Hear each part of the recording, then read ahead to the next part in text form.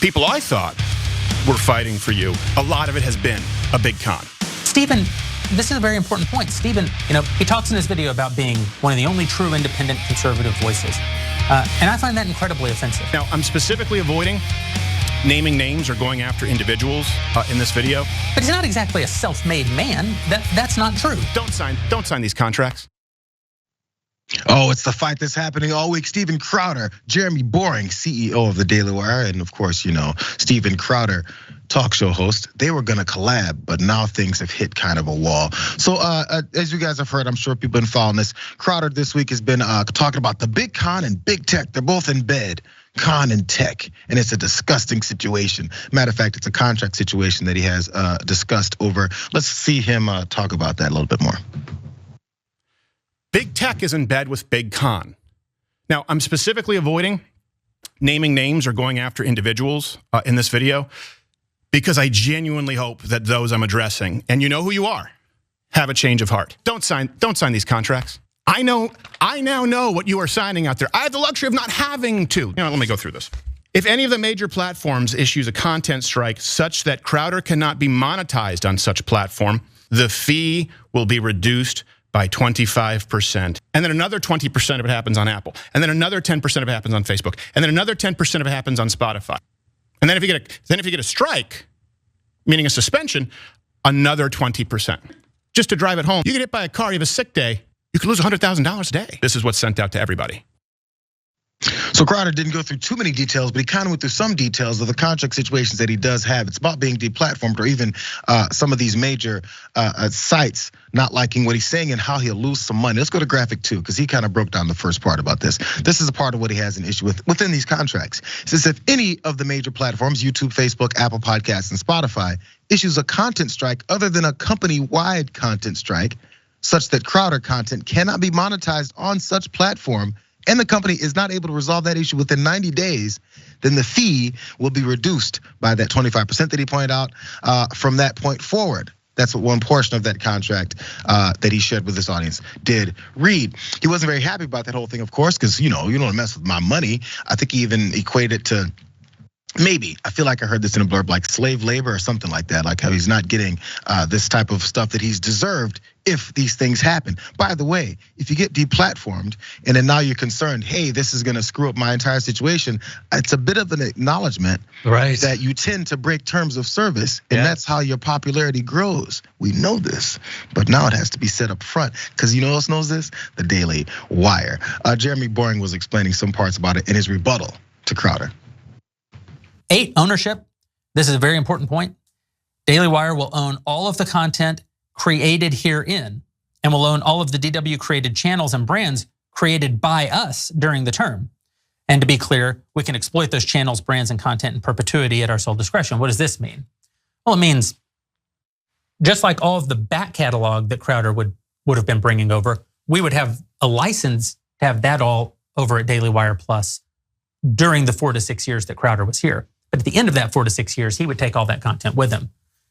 A little bit different with the content that we're paying, tens of millions of dollars for during the course of that content would always stay with us. We would have a sort of perpetual right to monetize that content even after. He's like, bro, I paid for it. It's mine. Really fast, Rick, because I can't wait for you to jump in here. But apparently there was a leaked audio from Crowder's show revealing just how upset he is over this whole thing. Maybe it's leaked, maybe it's accidentally leaked. Let's see, watch. Bench talent, young talent, they don't get deals like this. So they don't get deals that they can be wage slaves for a little bit, come over and make a salary and grow their brand. That you then own. Well, I own parts of it. I don't own it. They can, when their contract's up, they can still go out and they'll still be famous. They can keep doing their shows, so go do a show somewhere else.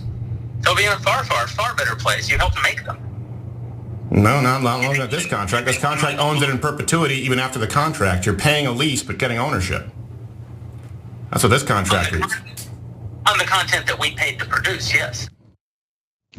Maybe a lease to own program. I can put you in a 98 Altima for only $200 a month. What's your thoughts, Siri? All right, so look, I think this might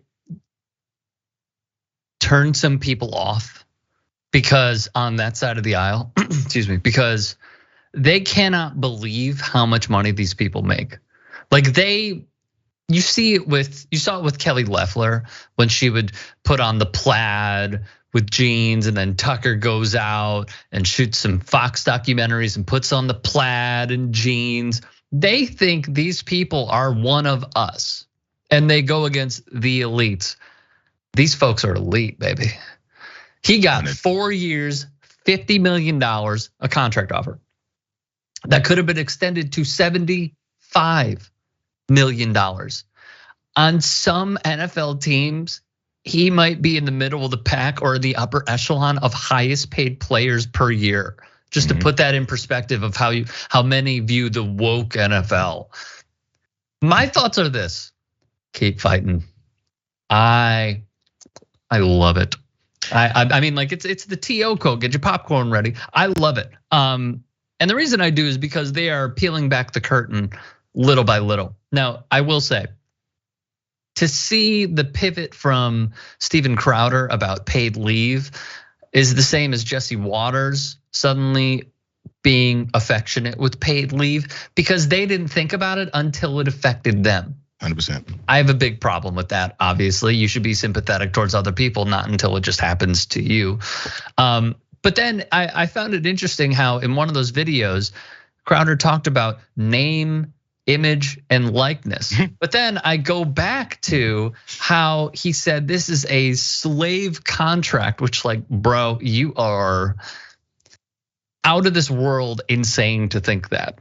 But then he said, Colin Kaepernick relating the NFL Combine, where they weigh you, they take your height, take your measurables, hand size, finger size, ring size, everything possible.